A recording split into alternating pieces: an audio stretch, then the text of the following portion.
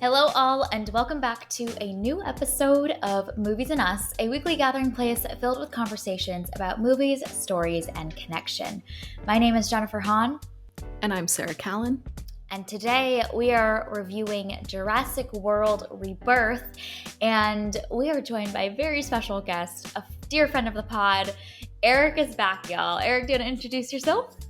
Yeah, sure thing. Great to be back. I'm Eric Ekwueme from E Squared Film Reviews on Instagram.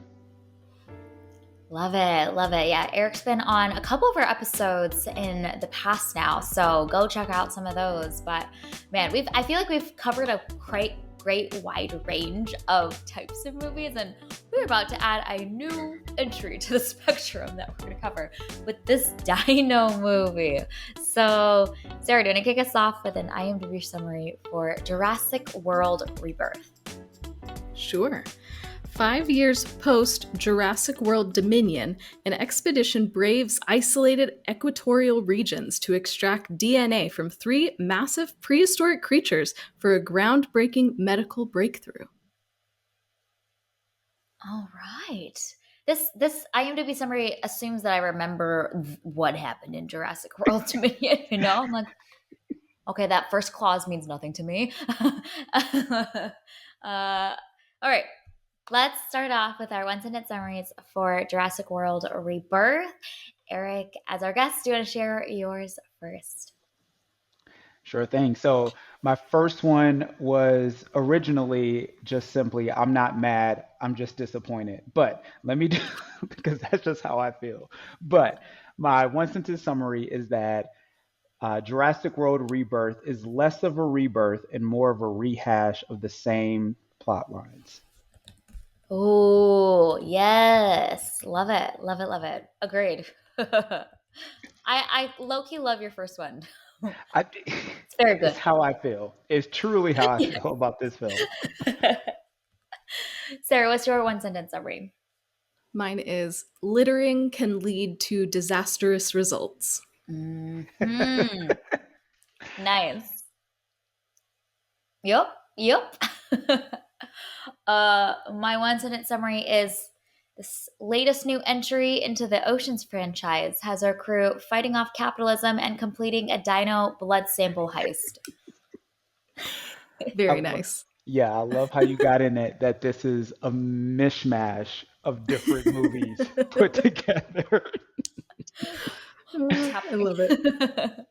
I guess Oceans 3 is what we're down to. Yeah. Yes, exactly.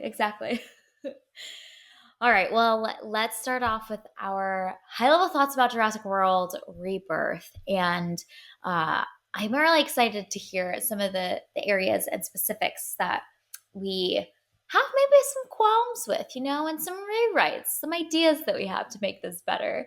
But yeah, Eric, as a Jurassic Park fan, you have watched this franchise descend into chaos. And tell us your thoughts about this latest new entry. Unfortunately, it has descended into chaos. So I will start with that bit of background that Jurassic Park is my favorite movie of all time. It will forever be it. It's the movie that made me fall in love with film. It is near and dear to me, and I will say that as this franchise has descended into chaos, I'm still a sucker for it. I'm still someone that I own all 6. I did not necessarily enjoy this movie, but spoiler alert, I will own this one as well. It is the curse that I have. So I came to this movie with the same feelings of I was disappointed with the last one, but I'm hopeful for this one. And prior to this, I read a lot of, or I didn't read the reviews, but I saw a lot of review headlines that came out that basically was saying that this wasn't as magical as the first one, or it was a lot of, sort of what I did with my one sentence summary. It was a lot of play on words about how this one doesn't live up to the first. And I sort of felt a little annoyed by that because we are at number 7 in the franchise. It can't live up. We're so far descended from the first one that we have to let that go. So I went in a little annoyed that I felt like a lot of critics were comparing it to a masterpiece. So I go in, I watch the movie, and let me tell you, I needed to apologize to those critics because this movie does not allow you to forget that it is a less successful version of the first one. It is not something that's new. It's not, they call it Jurassic World, but once again, we're back on an island. We're back on a singular location in island where they're all isolated. And I mean, beat by beat, we'll talk about it in specifics, but from some of the dinosaur sequences, the Mhm. plot, some of the characters feel like complete copies of the original, just not as well done. And I know that this film was written by the same guy that wrote the original, so I'm sure he sort of dusted off his papers from 30 something years ago and just changed some names, which more better for him. He made a classic, but I just felt like this film did not allow itself to breathe on its own. So Mm. that's my biggest qualms is that why watch this movie when you can watch the much better version? I will say to end this off because I have a soft spot for this franchise. So I always have to say two things or a couple things that I loved. I did think that some of the dinosaur sequences were a lot of fun and Mhm. somewhat innovative. So there's a sequence in water that I thought is something we had never seen in any of the other six films. So that felt new and fresh. And then there's a T Rex sequence here that I thought was to me a small sliver of what Jurassic World as a new franchise Mm. could be, and that is what does it look like when dinosaurs are just regular animals in the wild and not monsters. So that's my high level thoughts there. We'll get into some of the specific qualms I have with it, but this is all to say that I will probably be at opening night for the next Jurassic World, despite how much I am about to trash this movie.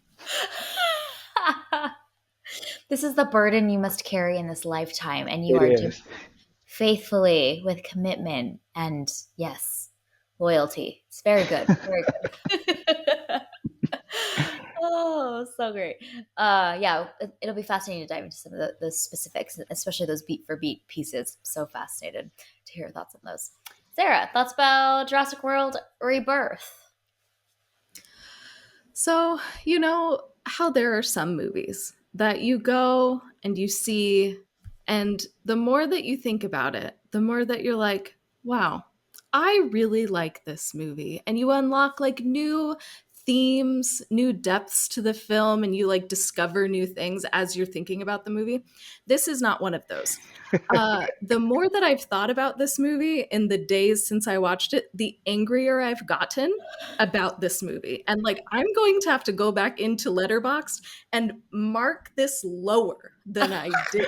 Like, this has just, it's just gotten worse the more that I thought about it. Um, Wow. I I loved the setup, the premise that it's Yeah. not another like park that we're going to. It's a different mission. And I was like, "Ooh, okay, we have something new going on here. This is really cool." And then they did nothing interesting with that premise. I think a lot of the characters are thinly written. They try to explore some of these other themes about like capitalism and all of these things, but they don't do it well. Like, just anytime I was like, oh, there's something interesting going on, then they would proceed to just squander it and just be Oh, uninteresting. And then there's a whole set of characters, which we will talk about, that have nothing to do with anything that I was just annoyed with the entire time. So there was just a lot of choices in this film that did not work for me. And yeah, this was not it. This was not what I wanted. So yep, here we are with another entry into this franchise that is just, it's so disappointing. And I knew that I would be disappointed because we had just watched the OG Jurassic Park. So I was like, nothing's going to live up to that. But this is even worse than I thought it was going to be. So that's just frustrating. But here we are talking about it. Here we are. We're gonna do some rewrites. We're gonna air some grievances. It'll be great. Uh, yeah, I think this whole franchise in general, I think, captures so much of what I hate about the film industry and the commerce side of it because we will go and see every new entry and give them our money. And I just feel like there's so much they can do with dinosaurs and fun, spritzy summer action. Just tell a decent enough story. It doesn't even have to be great. I think AI could write maybe a better story than this one. There's literally no stakes. There's all this talking in the beginning around the setup of the stakes and the exposition, but I'm like, I still don't really know what we're doing here and like why it's important. Like, just maybe give me one more scene on why it's important so I can invest in at least like something, you know. So I feel like there's some the whole movie I was just like, what, it was like happening to me and I was not connecting with it, because the storytelling is just so off and they spend all this time and energy on these big set pieces and whatnot. But I don't know. I think audiences need a great story to connect with and buy into, to then go on this journey. There's a fabulous phrase from Alexis Gentry from Trashwire that she used on one of her podcast episodes, where she called a movie, and I forget which movie it was, but it birthed this phrase called cinematic mac and cheese. And that is the thing that was reverberating in my head as I was leaving the theater. It's just, it's fine. It's not bad. You get some interesting thrills, you get some visuals, you get a great sequence at the end there, with a big bad dinosaur, but there's no substance and it's really kind of mediocre. So, yeah, this didn't work for me either. And I feel like it is a representation of just like a money grab by the industry. And it often works. So, uh, what it just neat, I think descending into chaos is the great way to Yes. describe this franchise. Every new entry, you're like, nah, what are we gonna do now? You know, like your record is not proven to be very successful yet, so we'll see what we got to do. I think there's more hope for this one because it had the writer from the original though, and Hmm. was able to maybe we're hoping we was maybe able to capture some of that feeling and that awe and that wonder. But it's a lot of CGI, a lot of loud sounds, a lot of splashing in this one. Yeah. All right. Well, let's give a spoiler here. Spoiler alert here. Words today. If you haven't seen Jurassic World Rebirth, we're about to dive fully in, but I guess we can't really spoil this movie that well, so because there's no plot. So we're about to dive fully in into the specifics, perhaps. So yeah, Eric, I'm curious to hear maybe a double click into that comparison and some of those beat for beat recreations that this film seems to be doing of the original. And as that I was unfolding, did you have thoughts, reactions, and kind of feelings as it was happening? Yeah, I think so. It's something you just said made me almost want to edit my feelings not on this movie, but what this movie's could have been. If this had actually been a true beat for beat recreation, honestly, I would have been happy. If the writer could have just recreated what he had done 31 odd years ago, I probably would have been really happy with the product.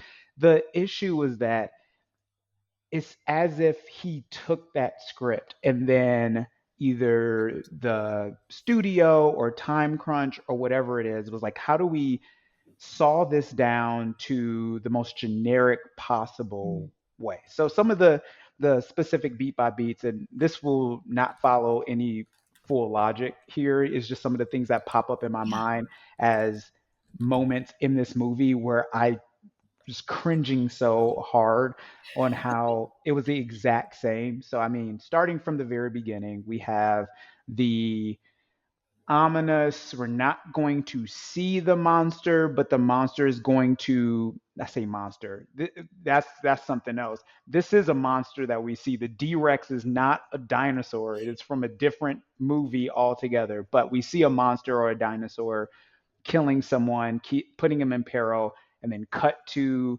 like them getting the team together. But for me, the most atrocious, and this is where Sarah, I'm assuming you may have jumped in here, the weird inclusion of the family to me felt like that's all you need to know is that it felt like they said there is a family in peril in the first movie, which makes actual sense of why that family, or not family, but why those little ones were there. And then they shoehorn this family into this movie, to which I felt nothing made sense about their storyline. So I'm sure, Sarah, when you get into yours, we'll talk about that family there, and then some of the other moments that I pointed out, like the gas station scene is exactly the same as the iconic kitchen scene. I mean, we see the claws on the there, they run into a reflection. I mean, again, the exact same situation. The ending, sort of the same when we see Mahershala Ali's character Yeah. do the flare and sacrifice himself just to not actually be dead. That was done in a cheap way. But then what I was thankful for, again, I can't talk about this movie without trying to give it some praise because I love these films.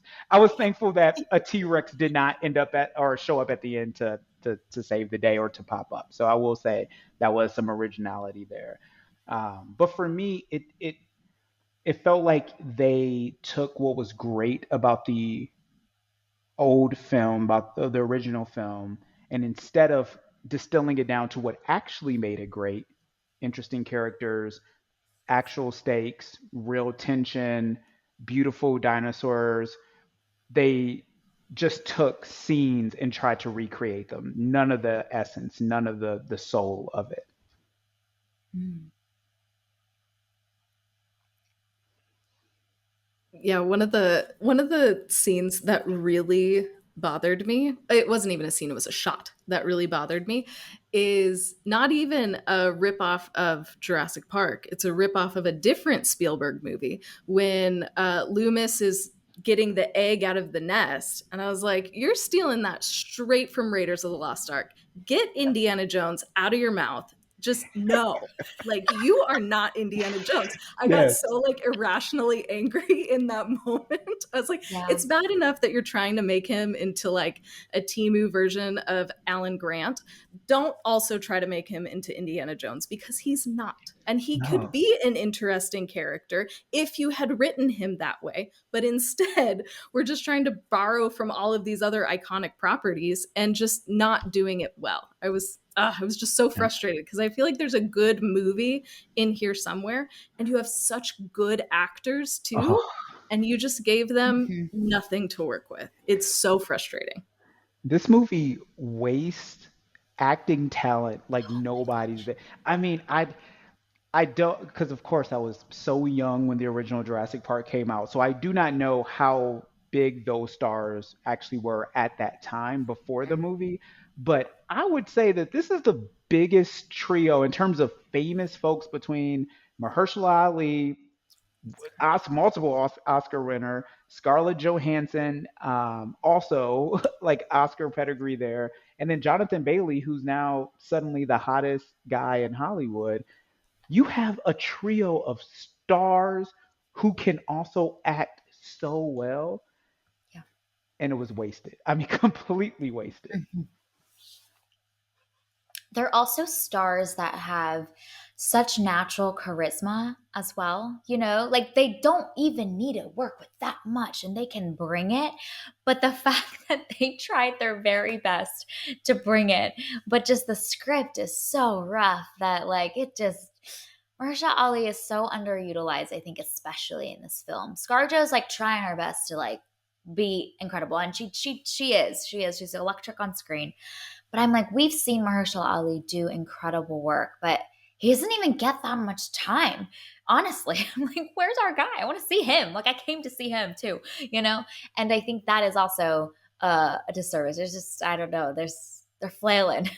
They're flailing with Yeah, these stars. It's you are wild. right. Thinking about this movie, I'm trying to think of the scenes that Mahershala Ali really is in, and He's not in that much. he's not in a lot of this Mm, film because yeah, we have to split time with a completely op with that family. We have to split our entire time. We have three stars, movie stars, and no offense to the four actors that were a part of that family, but I feel like we saw more of them than we did our three movie stars. yeah, yeah. And the family didn't have anything to do with the film or the mission or anything. Like, there's a way to include the family that makes sense. Yep. There's a way to do that. And this film went, nope, we're going to do something that doesn't make sense. And we're going to have them on a parallel journey and intersect with our principal cast twice. And that's it. Yes. And like, I didn't care about that other family. I wanted the kids to be safe. You know, obviously, I want them to survive as human beings. That's great. Please get to safety. Don't get eaten by a dinosaur. But as a moviegoer who is interested in this mission and following our stars as they are interacting with this mission, that's what I wanted to be a part of. There's a way to have the family like intersect, and parts of our principal cast have to be with parts of the family or whatever, and like mix up the groups like they Yep. did in the first movie to make it make sense. But it's just every time we would cut away to the family, I was like, why are we with them? Like, I want to go back. Yep. I want to go back on our mission. Why are we over here? Ugh, it was so frustrating. Yeah. Oh, go ahead, I Jen. was just gonna say, yeah, I think that's one thing that the first movie does a really great job of is it actually intermixes the groups together. So the original family is separated from each other, and our original crew is also separated from each other. So you have a almost a mix of people with expertise and competence, mixed with people that are like Hmm. doing the screaming, doing the yelling, as we do need in movies like this, the audience stand in, and so they can do the process bits, but they can also really be able to showcase those like thrill moments as well. So I think that's a fun aspect that the first movie understood, and this movie like understood halfway, but not fully. So it only almost like didn't even utilize it in the right way. Use the right tool, wrong application of it. Yes. Um, and real quick, I have to say that I my light is on an automatic timer. So if for the rest of this recording, if it goes off, just know I'm not calling for help. I just want the light to turn back on. There. So you you both make a great point, and Jen, your point about in the original film, there was a mix of folks who were experts and then people who were truly just there along for who basically were like the surrogate for the audience who were just along screaming.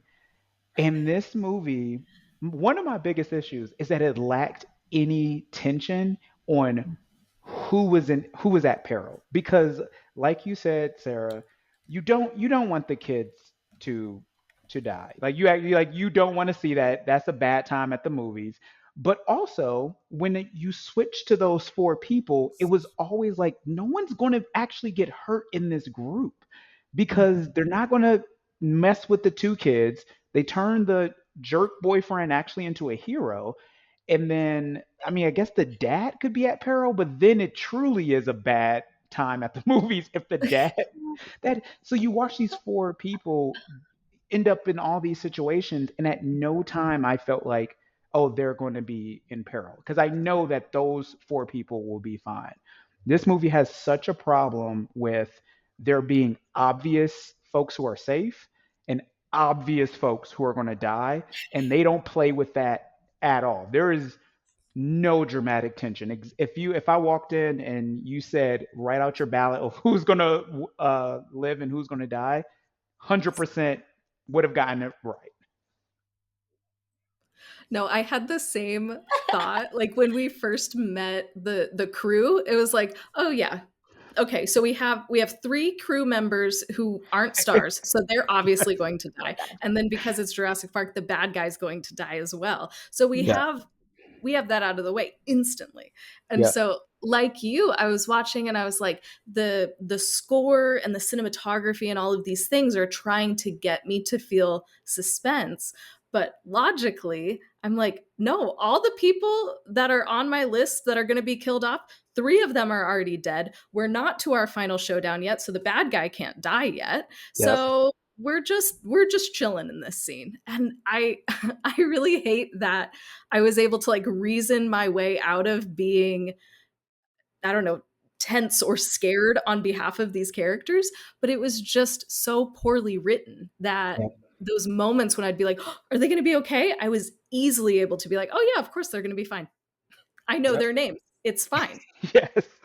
Yeah, I feel bad that I'm like, there's the non-Scarlett Johansson woman on the crew, and then there's French guy, and then like, in my mind, that is who they are. And I was like, well, y'all are not y'all are not making out of here alive.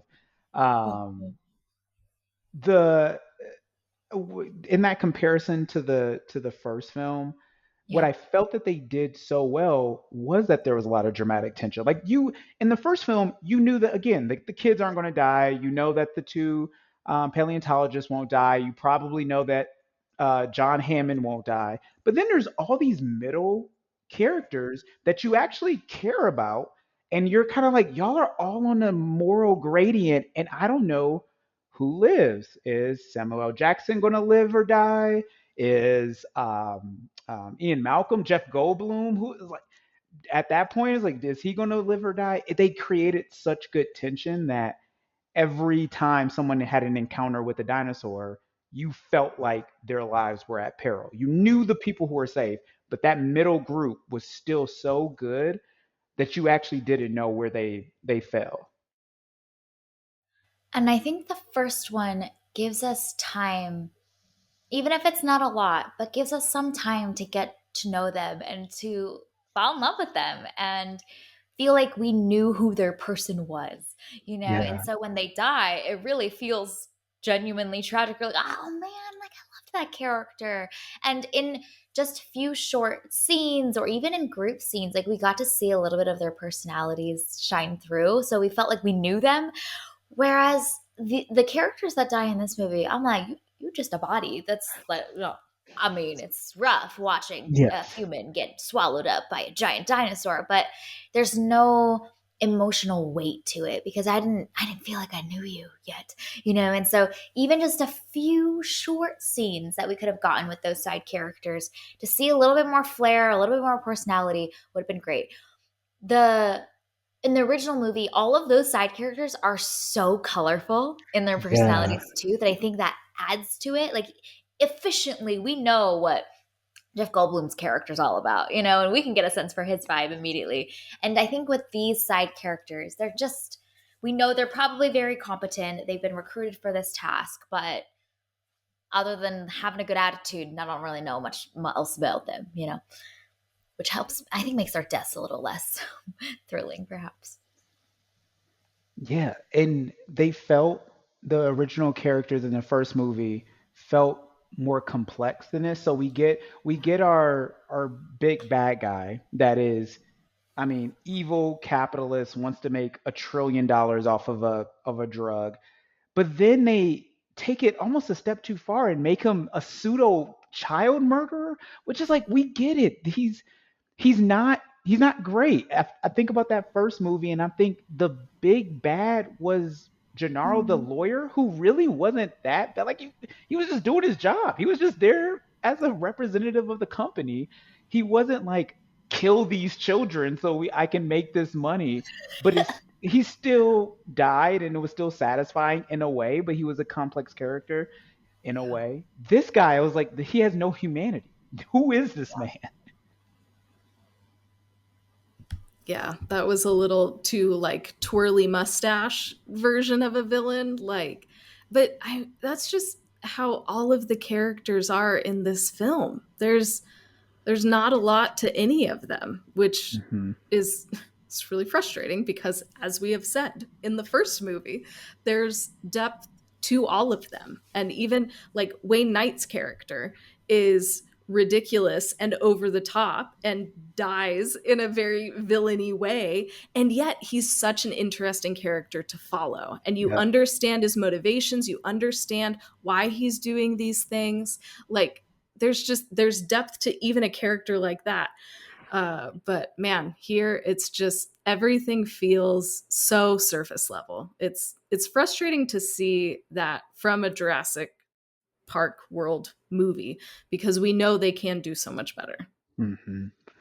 And it made me, that lack of depth. It made me mad that I was not rooting against our good guys. I would not say that, but I was frustrated with their ultimate plan. Once again, there it is. I was frustrated with their ultimate plan of, let's take this and like open source it, which sounds like something that, I mean, I don't want to be a cynic, but it sounds like something like a high schooler would say. It's like, yeah, we have this. Let's just open source this to the world.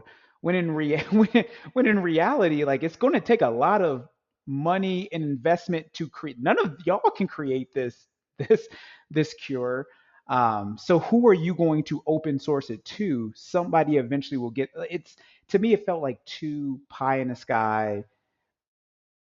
And there's also an element to me that would say like, I almost died. And I mean, Mahershala Ali saw at least two of his friends brutally murdered. I'm gonna need like a Nobel Prize or something out of that. Like I need something out of this instead of just open sourcing it. So I almost felt like that had no depth to it as well.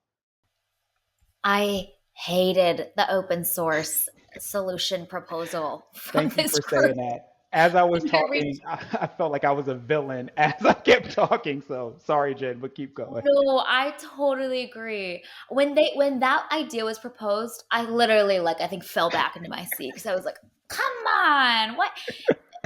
It feel well. The other problem is that they positioned their choice to open source it as this like righteous, holy, morally upright decision, and I feel like there's so many implications for open sourcing a technology like this that are necessary to be considered. Like I think just them not choosing to give it to him would have been great, would have been enough. You know what I mean? They've rebelled, they've made the right choice to realize this is really powerful.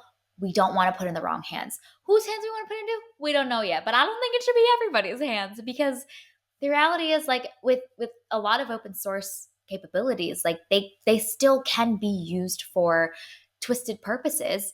Hmm. Obviously the whole patent dimension and being able to make money off of it, collecting your checks off of it, good, okay, yes, you've qualmed that, but uh there's so many ripple effects of open sourcing something that this crew has not considered. So honestly I was like, oh no, don't do that, please. And I wonder, I would love to see like another movie where they did that and it all went wrong. I This is low how key they would get love us. to see That that. is that has to be the next film. Yes, yeah. And It- I will feel a little bit of justice seeing that shit hits the fan because you made the wrong choice, guys. yeah. you know? Did not consider too hasty in what you decided to do. So a It's plus one, I agree. it's similar to I think this was either Fallen Kingdom. It was one of the other Jurassic Worlds where the clone girl, I think it was Fallen Kingdom, the clone girl realizes that the dinosaurs are also clones. So she proceeded to let them out into the city. And I was like, this is a terrible decision because this is going to kill a lot of people because you Yeah. let them free. And it almost made more sense because it was from like a 9-year-old like child Yeah. versus these adults who are basically making a decision like a 9-year-old child would of, that's bad. What's good is give it to everybody. It's such an oversimplification of the Yeah. choice, too. We don't want this to go in the hand of this big bad dude. Yes. But we also don't need a pendulum swing to the other side and Mhm. give it to literally the entire world and trust that, I don't know, humans are good. All of us, in the hands of one schemy individual, and it's all gone to shit, so how do we Yep. regulate it? How do we don't know. So fascinating choice. It's just a strange choice. Yeah, the two things that I was thinking about in that scene is number one, isn't he like a doctor that's connected to some sort of like museum or maybe like larger body, maybe connected to like, I don't know, a university or something? Like, wouldn't Yep. he have an in somewhere? Like, obviously, it's not his field, but like people know people. Yep. So there's probably somebody within the larger system that he could be like, hey, yo, I got some dinosaur stuff. Do you want to make some drugs for cheap? Like, Yep. Yeah. that would have been a better way to go. My other issue, and it's such a small detail, and I hate that I got hung up on it, but I got hung up on it, so I'm going to gripe about it. I'm sorry. Is when Scarjo was talking about, like, well, I have no money now. Like, I'm poor. I didn't get my money. I'm like, ma'am, hold the phone, okay?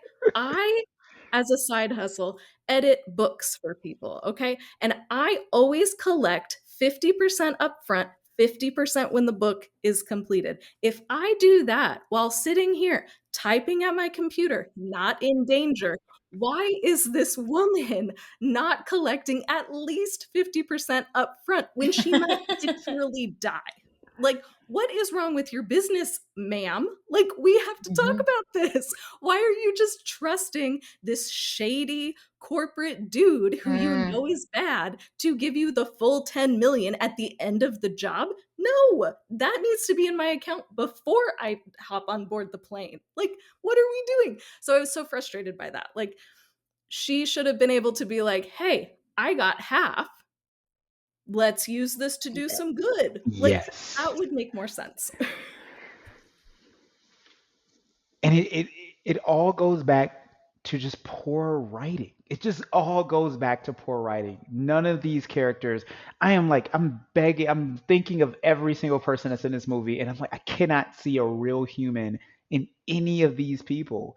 I mean, going back to that, even with the family, the decisions that they make, the fact that they're out there in that water, like in and of itself is ridiculous. I saw a letterbox review that is still one of the funniest things where they say they want to see the movie about the conversation he has to have with those children's mothers, the boyfriend's mothers and his kid's mom of you had my kids where doing what? And it's just like these are not human being decisions. Mm.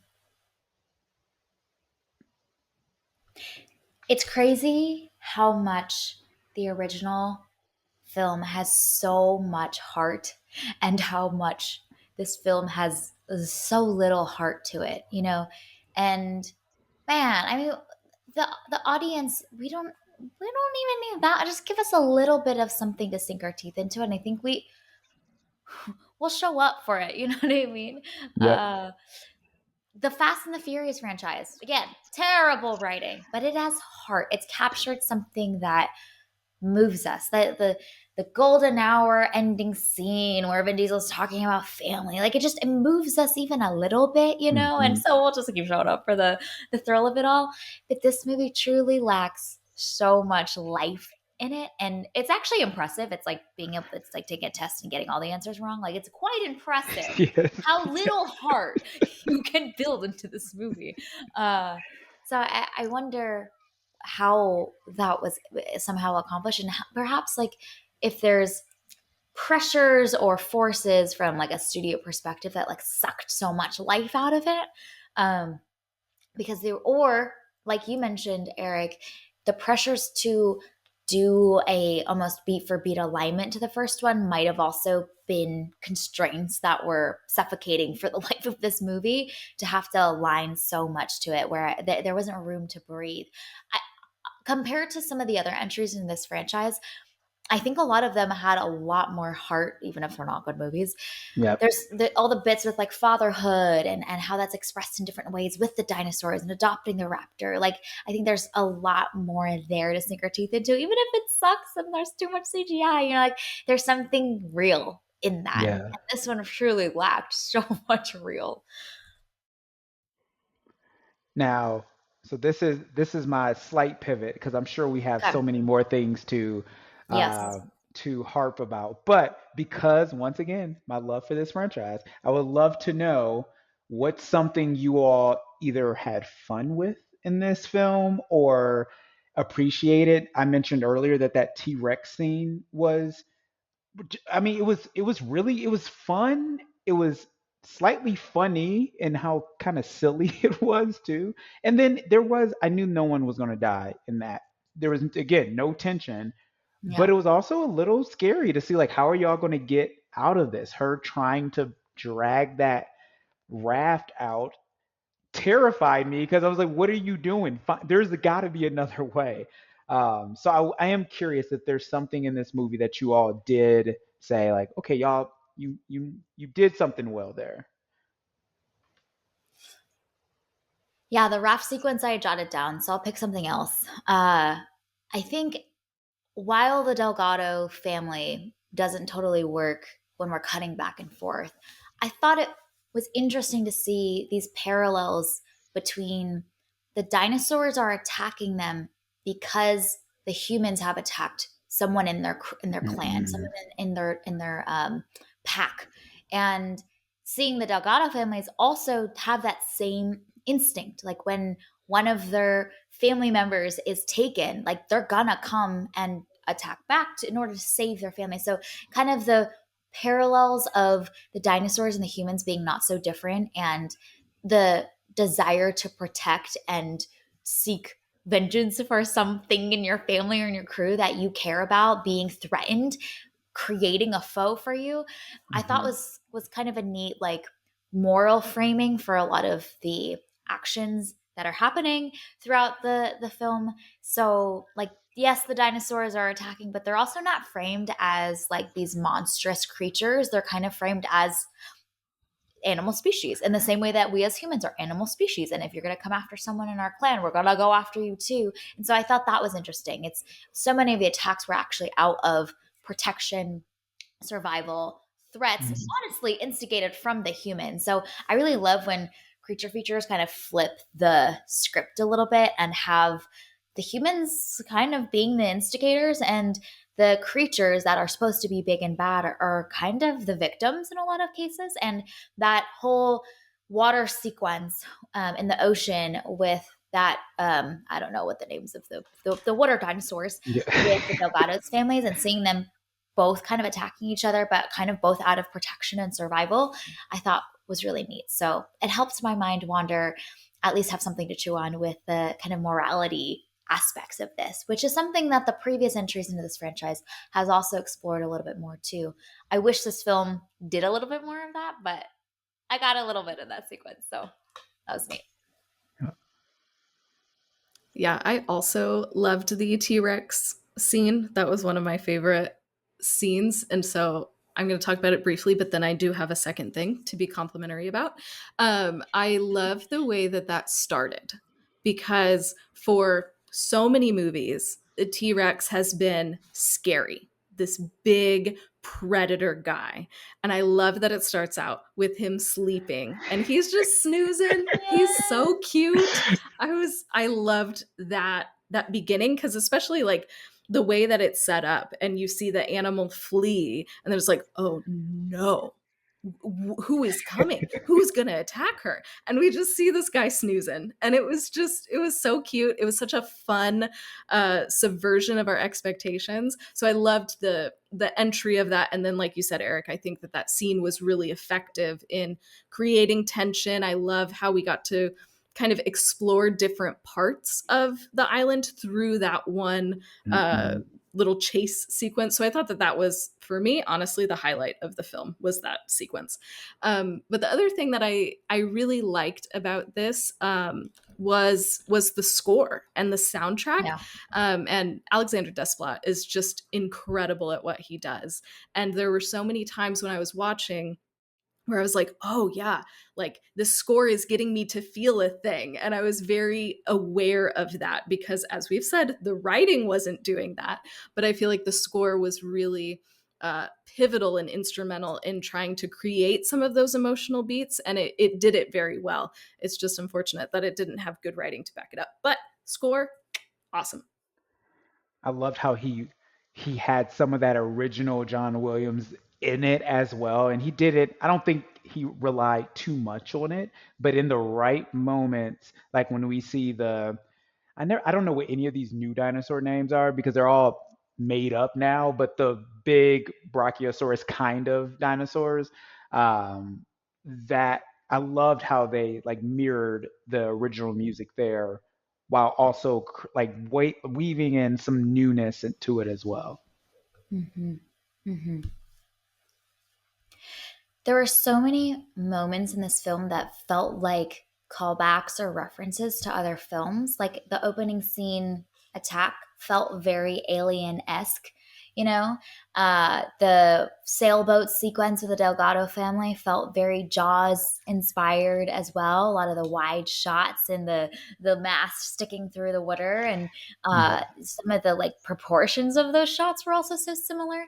So I think that was fascinating. I usually like am so invested in the film that I'm not often thinking about that until after the fact. But it was almost like, well, as the movie was happening, I was like, this feels like this movie. This feels like this movie. And so that was kind of fascinating. The one weird one that I was like, I don't know if this was intentional, but this is where my mind is going, is the glass vial of the blood sample on the cliff face.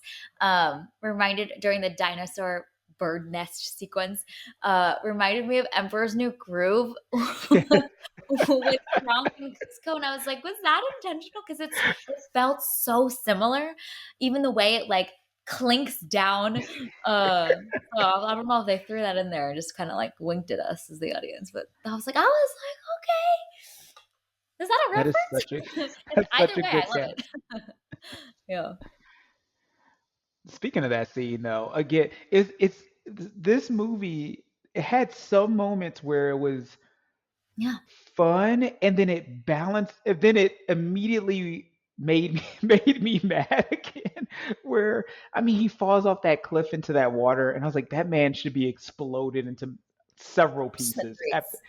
And then Yes. the like thing perfectly comes down on the little parachute.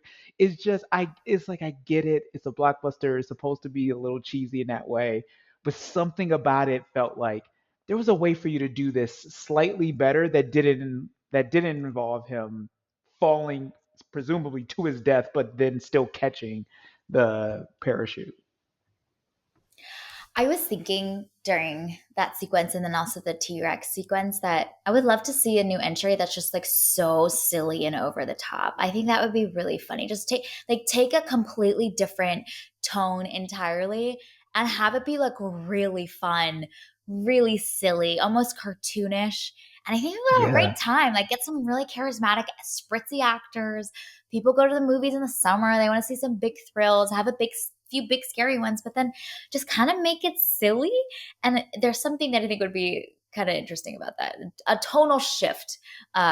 Almost the way that Hobbs and Shaw just like was like so over the top for that franchise and yep, leaned into the comedy of it all and be like, our dinosaurs so silly sometimes. I think leaning into that and having like some slapstick comedy in there, just something different yeah, could be an interesting fresh take for the franchise and maybe is the rebirth that we were hoping for for this franchise. yeah. I think when you have a franchise that's gone this many movies, Yeah. you can't, yeah, you can't reheat and rehash, like I said, the same plot over and over again. Yeah. It's going to make a lot of money, of course, but it's just going to feel so stale. So I love that. If there was a more comedic element or entry in there, if there was, even if they went to like a rated R scarier version of it, to like really lean into something, and like they need to switch some stuff up because this just feels like more of the same. Mhm. Yeah, and I think they're also trying to recreate Spielberg, Mm, but like Spielberg is one of one. You know, obviously like you can Sure. see his fingerprints across film. Like wow, so many people are inspired by him and he has done a lot in the industry, but he brings something so unique to his films, and you see that especially in the first one. This and you see this wonder and this whimsy, and there's this childlikeness that comes through that is balanced so well with the tension and the stakes and all of those things, and those two are in perfect balance with one another. And I feel like these films have been trying to recreate that, and that's a hard thing to do, and it's something that Spielberg somehow managed to master, and yes. other people haven't been able to do that as well. So I love that idea of branching out, you know. So instead of trying to recreate Spielberg, what does, you know, what does this director's vision of it look like, instead of trying to to recreate something that isn't your style and isn't your vision? Like, can we get these different versions of what, how Jurassic World Park, whatever, might be interpreted through this person's lens instead? Hmm. Like, let's get a fresh take. Let's get something new and interesting going on rather than trying to create something that you aren't suited to create because you are not Spielberg. Yeah. And there's nothing wrong with that. Like, we have one Spielberg, and that is great, and that is enough. Like, we need these directors to be who they are instead of trying to be Spielberg.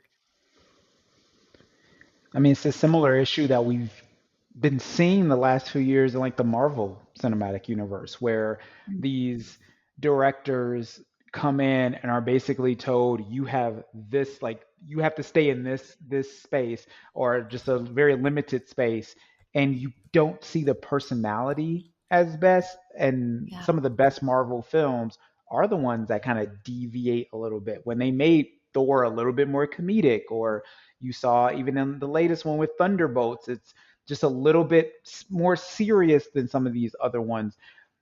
It feels fresh, even though, I mean, the Marvel movies are basically telling the same arc of the story, just with different powers and things. But it feels like each entry is slightly fresher when there's a director who comes in and says, "This is my take on this story." Hmm. Hmm. That's so good. That's so good. I was also even thinking about like the James Bond franchise and how each Bond has a little era, and each Bond has a different personality and a different tone to those films. Some of them are incredibly playful and witty. The Daniel Craig ones being incredibly gritty and serious, but they have almost flexibility and freedom. I wonder how much the studio pressures see that this formula works and to deviate feels like such a big risk. Are Hmm. people gonna love a silly Jurassic World rebirth? Like, that's too risky. So let's do the safe. Let's do the reheat, put it in the microwave, Yeah. hit 3 minutes, and boom, there we go. A movie is now made. Yeah. That's like safe enough, palatable enough to the masses. But yeah, it's that weird art commerce tension that I feel like we're seeing commerce really win the past few entries in this franchise. Just play by the rules, don't do anything crazy.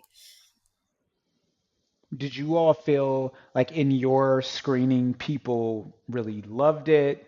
Or did you kind of were people laughing? Like what was the vibe in the room that you all watched? I think I saw it on like a Thursday afternoon at like 1 p.m. So it was real sparse.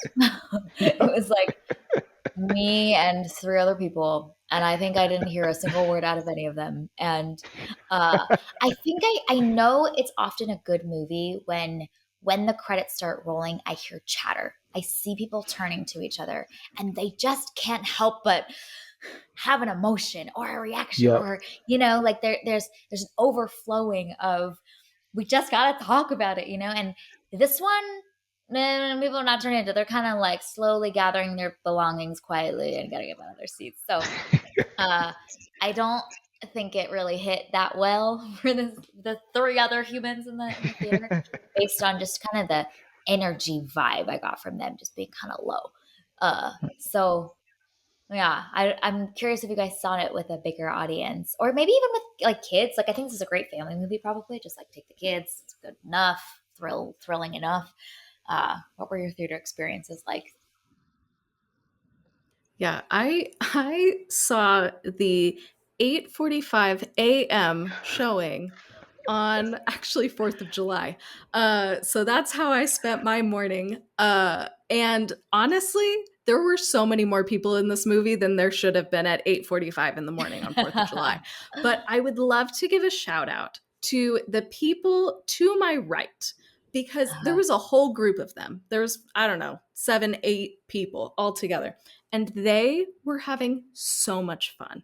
I don't Love know that for them. if they were enjoying the movie or if they were enjoying the process of just being together watching a movie, but they were laughing at things. They were talking back to the movie. They were talking to each other. Like they were having so much fun. I really wish that I Love had been like a few seats over so that I could like really hear what was going on.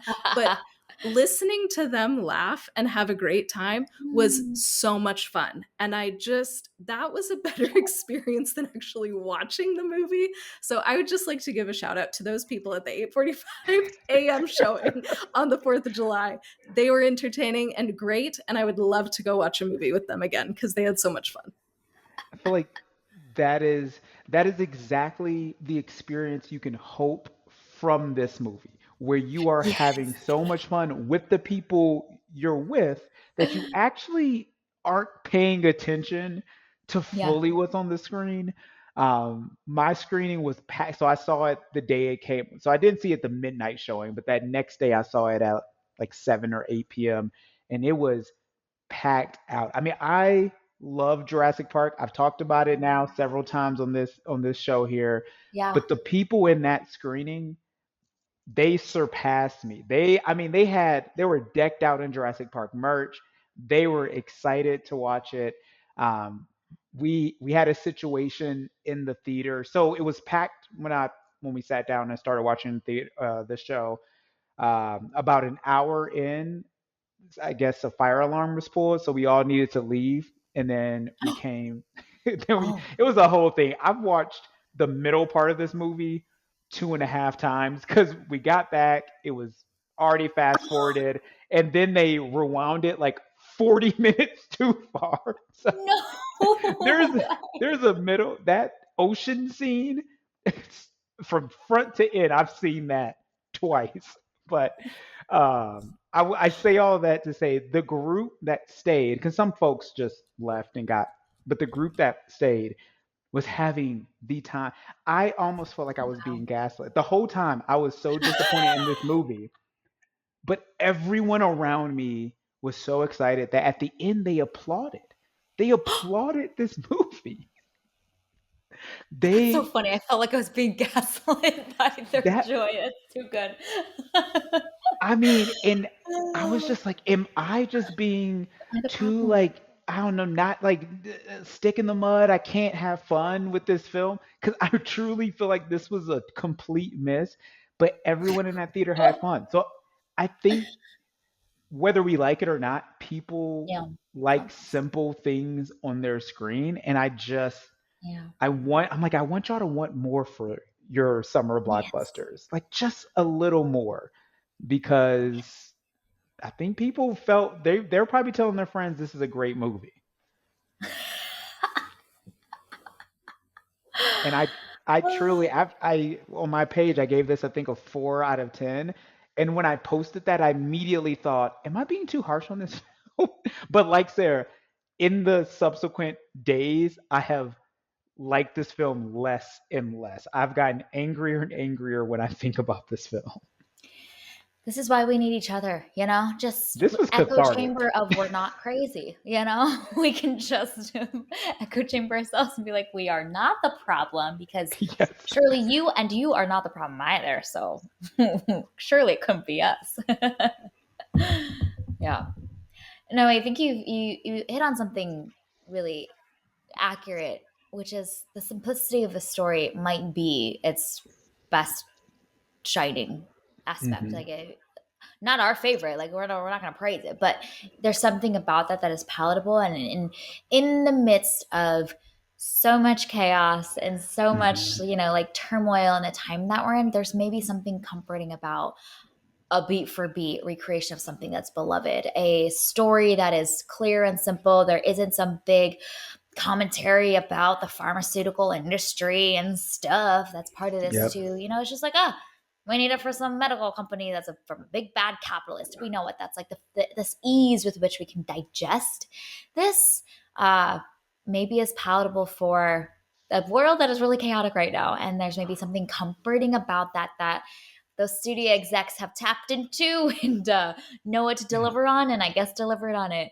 Do us as movie lovers want more? Absolutely. And do we believe that like it can move hearts more deeply? Yes, but maybe there's art and commerce tension still exists, and for the time that we're in, maybe this is what is needed. I don't Yeah. know. I think what the world needs is like 50th anniversary 2-month screening of Jurassic Park. I think that's what we need.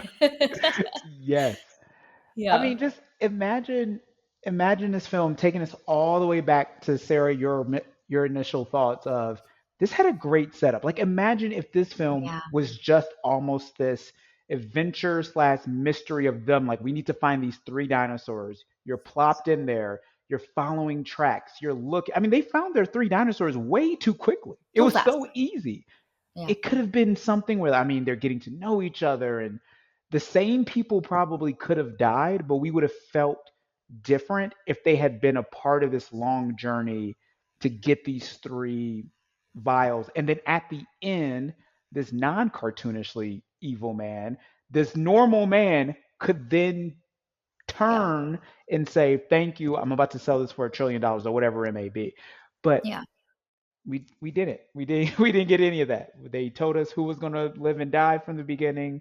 They told us who was going to be evil from the beginning, and then they allowed us to like find those three dinosaurs just like that. 30 minutes into the movie. Yes. Yeah. Well, and that's one of the things that bothered me about this film is that there wasn't enough dinosaur stuff. You know, like my hot take about this film, I don't feel like it's that hot, but Dr. Loomis, his whole character could have been an email. Like he doesn't contribute anything What other was his than point? really right, like he has the tech and knows how to work that, but he could have just like showed them pictures of the dinosaurs and been like they're kind of generally in this area, and that's all that he contributed. Like I wanted to see his Oh, knowledge, and I wanted them to get into spots like they did with Dr. Grant and with Laura Dern's character too, Yeah. of like, oh, I see this thing, I have all of this knowledge because I am a very smart scientist. This is how we're going to get out of this serious dangerous issue, by using my smarts that only I have because I am a doctor in this thing. But yeah. instead he's just chilling and doesn't do anything really. And I was so frustrated. I am not a science person, but I wanted more science in this movie. And I think that would Yes. have helped like create tension too, because if the mercenaries are like, we don't know what to do, and then you have this nerdy doctor guy come in and be like, hey, actually I know the solution because I know dinosaurs, that's at least something interesting. But Yep. that doesn't ever happen. Yeah. Nope.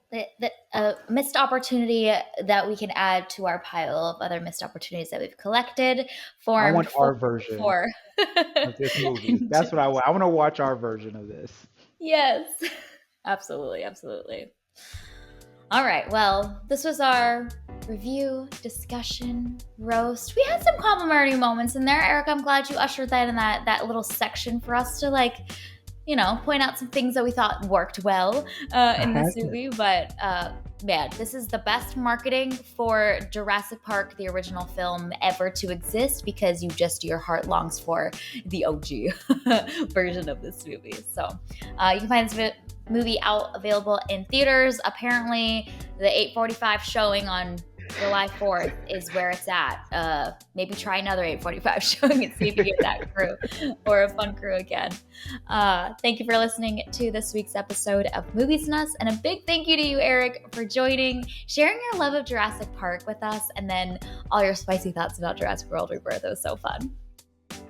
This was incredible. I'm glad I got the opportunity to talk about the original film and this film. And of course, I just love getting the chance to talk to you two and hearing your insights. And now I have both better insights into this film, also a new way to hate this film. So thank you. Thank you both so much.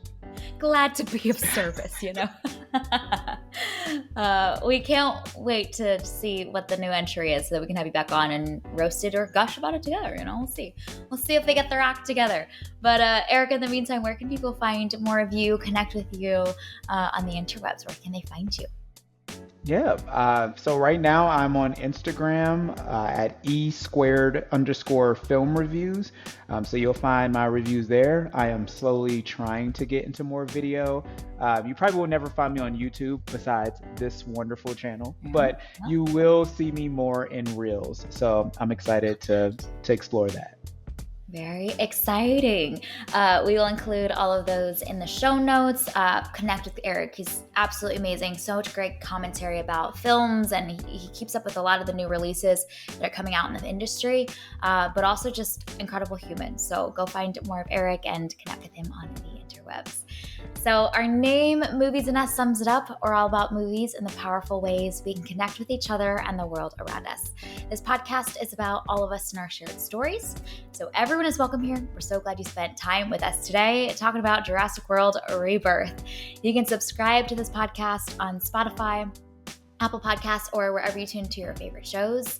Drop us a rating review letting us know some of your thoughts about this latest entry into the Jurassic Park franchise. You can connect with us on Instagram, Threads, and Blue Sky at moviesnestpod, or email us at moviesnestpod@gmail.com. Check out our website, andusmedia.co, for the latest on Movies and Us and our other podcast, TV and Us. We will be back next week to discuss the film The Old Guard 2. So very excited about that. It'll be a good time, a new entry into that whole franchise as well. We hope you have an amazing week, and we'll talk again with y'all very soon.